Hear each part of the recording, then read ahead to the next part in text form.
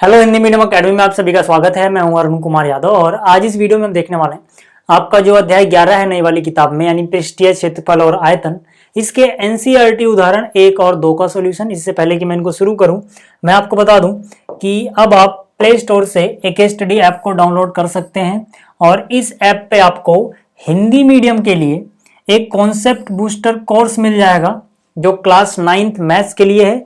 और ये जो कोर्स है ना, ये अकॉर्डिंग टू एनसीईआरटी बनाया गया है। ठीक है, यानी कि अगर आप सीबीएसई बोर्ड में हैं या फिर किसी ऐसे बोर्ड से आप हैं जहां पे एनसीईआरटी फॉलो होती है, तो आप इस कोर्स को ले सकते हैं। इस कोर्स में मैंने हर एक वीडियो बहुत ध्यान से बनाई है। ठीक है, सारे कॉन्सेप्ट मैंने आपको बिल्कुल बेसिक टू एडवांस पढ़ाए हैं। अगर मैं आपको इस कोर्स का एक सिंपल सा डेमो देना चाहूं तो आप ऐसा समझ सकते हो कि जो आपने चैप्टर 1, चैप्टर 2, चैप्टर 3 वगैरह में इंट्रोडक्शन वाली वीडियो देखी है यूट्यूब पे जो कि फ्री है, वो इसी कोर्स की वीडियो है। तो इसी कोर्स की कुछ वीडियो, ठीक है ना, चैप्टर के इंट्रोडक्शन के रूप में मैंने डाल दी, क्योंकि जो चैप्टर का इंट्रोडक्शन है वहां पे सारा बेसिक होता है, तो बेसिक आपको समझ में आना चाहिए। ठीक है, तो इसी कोर्स की वो वीडियोस हैं। लेकिन उन इंट्रोडक्शन वाली वीडियो के अलावा भी बहुत कुछ है इस कोर्स में जो एडवांस लेवल पे है, वो यूट्यूब पे नहीं है। तो अगर आपको ये कॉन्सेप्ट बूस्टर कोर्स लेना है तो आप ये ऐप डाउनलोड कर सकते हैं। ठीक है, यहां से आपकी तैयारी काफी अच्छे से हो जाएगी। तो चलिए शुरुआत करते हैं अब जो एनसीईआरटी उदाहरण है उसकी। ठीक है, उदाहरण 1 की बात करते हैं। तो यहां पर देखो, जो ये पहला उदाहरण है आपकी नई एनसीईआरटी में, इसमें बोल रहा है एक लंब वृत्तीय शंकु का वक्र पृष्ठीय क्षेत्रफल ज्ञात कीजिए जिसकी तिर्यक ऊंचाई 10 सेंटीमीटर है और आधार की त्रिज्या 7 सेंटीमीटर है। ठीक है, तो मतलब भैया यहां पे एक शंकु है, ठीक है, लंब वृत्तीय शंकु, जिसकी यहाँ पर तिर्यक ऊंचाई यानी कि L बोलते हैं हम उसको, वो हमें बताया गया है, और त्रिज्या जिसे हम R बोलते हैं हमें वो बताया गया है। ठीक है ना, तो तिर्यक ऊंचाई कितनी है, 10 सेंटीमीटर है, तो यहाँ लिख दिया 10 सेंटीमीटर, और त्रिज्या है 7 सेंटीमीटर। ठीक है ना, इसका हमें वक्र पृष्ठीय क्षेत्रफल निकालना है।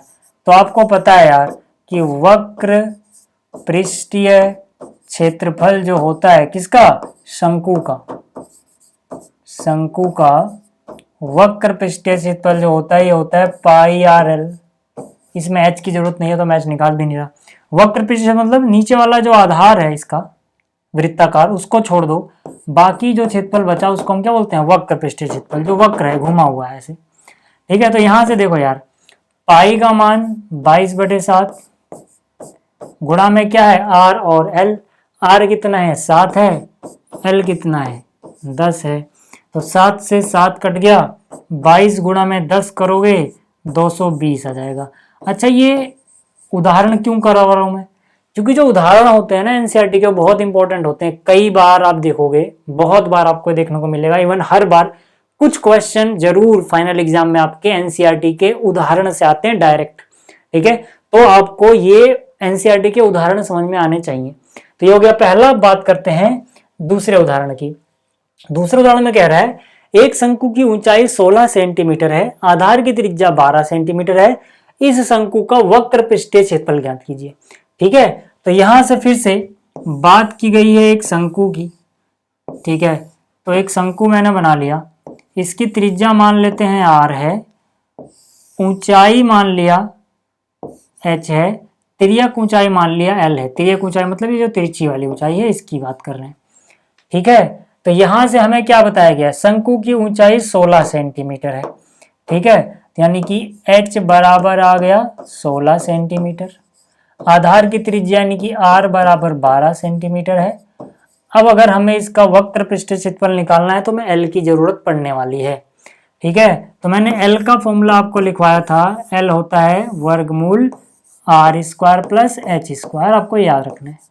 अगर आप ये भूल जाओ तो सिंपली आप ये सोचो कि ये जो त्रिभुज है, क्योंकि लंब वृत्तीय बेलन होता है तो इसमें ये 90 डिग्री होता है, तो यहाँ पे पाइथागोरस प्रमेय लगा सकते हो। 90 के सामने वाले कर्ण का वर्ग L का वर्ग बराबर h का वर्ग और प्लस में r का वर्ग, तो वहां से ये मिल जाएगा आपको। ठीक, फिलहाल यहाँ पे आ जाओ, L बराबर, ठीक है, R कितना है 12, तो ये हो जाएगा 12 का वर्ग, H कितना है 16, तो ये हो जाएगा 16 का वर्ग।